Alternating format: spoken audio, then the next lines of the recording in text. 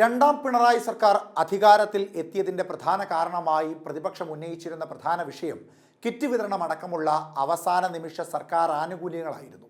അത്തരത്തിൽ ബീഹാർ മുഖ്യമന്ത്രി നിതീഷ് കുമാർ പുതിയ പദ്ധതി ആനുകൂല്യ രാഷ്ട്രീയ തന്ത്രവുമായി എത്തിയിരിക്കുകയാണ്. വരാനിരിക്കുന്ന ബീഹാർ നിയമസഭാ തെരഞ്ഞെടുപ്പിന് മുന്നോടിയായി അടുത്ത 5 വർഷത്തിനുള്ളിൽ സംസ്ഥാനത്തെ 1 കോടി യുവാക്കൾക്ക് സർക്കാർ ജോലികളും തൊഴിലവസരങ്ങളും നൽകുന്നതിനുള്ള പദ്ധതി പ്രഖ്യാപിച്ച മുഖ്യമന്ത്രി നിതീഷ് കുമാർ വീണ്ടും സംസ്ഥാനത്ത് ഭരണത്തിലേറാനുള്ള ശ്രമങ്ങളുടെ ഭാഗമായാണ് നിതീഷ് കുമാറിന്റെ നിർണായക പ്രഖ്യാപനം.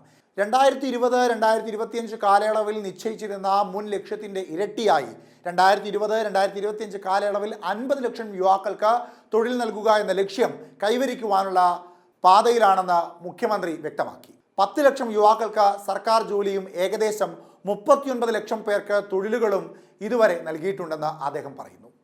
ഈ പുതിയ ലക്ഷ്യം കൈവരിക്കുന്നതിനായി സ്വകാര്യ മേഖലയിൽ തൊഴിലവസരങ്ങൾ സൃഷ്ടിക്കുമെന്നും വ്യാവസായിക മേഖലയ്ക്ക് പ്രത്യേക ഊന്നൽ നൽകുമെന്നും അദ്ദേഹം പറഞ്ഞു. ഇതിനായി ഒരു ഉന്നതതല സമിതിയും രൂപീകരിക്കും.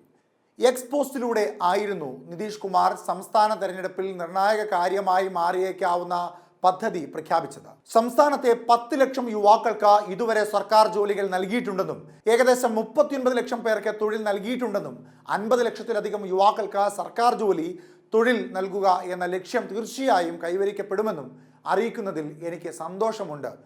നിതീഷ് കുമാർ എക്സിൽ ഇങ്ങനെയാണ് കുറിച്ചത്. ഈ സാഹചര്യത്തിൽ 2025 മുതൽ 2030 വരെ 1 കോടി യുവാക്കൾക്ക് സർക്കാർ ജോലികളും തൊഴിലും നൽകിക്കൊണ്ട് 2020-2025 ലക്ഷ്യം ഇരട്ടിയാക്കുക എന്നതാണ് ഞങ്ങളുടെ തീരുമാനം. ഇത് കൈവരിക്കുന്നതിനായി സ്വകാര്യ മേഖലയിലും പ്രത്യേകിച്ച് വ്യാവസായിക മേഖലകളിലും പുതിയ തൊഴിലവസരങ്ങളും സൃഷ്ടിക്കപ്പെടും. ഇതിനായി ഒരു ഉന്നതതല സമിതി രൂപീകരിക്കുന്നു എന്നും അദ്ദേഹം പറഞ്ഞു. 2005-നും 2025-നും ഇടയിൽ ബീഹാർ സർക്കാർ യുവാക്കൾക്ക് 8 ലക്ഷത്തിലധികം സർക്കാർ ജോലികൾ നൽകിയിട്ടുണ്ടെന്ന് മുഖ്യമന്ത്രി എടുത്തു പറഞ്ഞു. സംസ്ഥാനത്തെ കൂടുതൽ യുവാക്കൾക്ക് സർക്കാർ ജോലികളും തൊഴിലവസരങ്ങളും ലഭിക്കുന്നുണ്ടെന്ന് ഉറപ്പാക്കുക എന്നതാണ് തുടക്കം മുതലേയുള്ള കാഴ്ചപ്പാട് എന്നും നിതീഷ് കുമാർ പറഞ്ഞു വയ്ക്കുന്നു. സ്വയം തൊഴിൽ അവസരങ്ങളുമായി ബന്ധിപ്പിക്കുന്നതിന് നൈപുണ്യ വികസന പരിശീലനം നൽകുന്നതിനായി സാത് നിശ്ചിത് പദ്ധതിക്ക് കീഴിൽ ജന്നായ് കർപ്പൂരി താക്കൂർ സ്കിൽ യൂണിവേഴ്സിറ്റി സ്ഥാപിക്കുമെന്ന് അദ്ദേഹം പ്രഖ്യാപിച്ചു. അതുവഴി സംസ്ഥാനത്തെ യുവാക്കൾക്ക് നൈപുണ്യ വികസനത്തിൽ പുതിയ ദിശ കണ്ടെത്താൻ കഴിയുമെന്നും നിതീഷ് ചൂണ്ടിക്കാട്ടി. ഈ വർഷം അവസാനം ബീഹാർ തെരഞ്ഞെടുപ്പ് നടക്കുമെന്നാണ് പ്രതീക്ഷിക്കുന്നത്. താൽക്കാലികമായി ഒക്ടോബർ അല്ലെങ്കിൽ നവംബർ മാസങ്ങളിലായിരിക്കും നടക്കുക. കൃത്യമായ തീയതി തെരഞ്ഞെടുപ്പ് കമ്മീഷൻ ഇതുവരെ പ്രഖ്യാപിച്ചിട്ടില്ല. നിതീഷ് കുമാറിൻ്റെ ജനതാദൾ യുണൈറ്റഡ് ഭരണം നിലനിർത്താൻ തീവ്ര ശ്രമങ്ങളാണ് നടത്തിക്കൊണ്ടിരിക്കുന്നത്.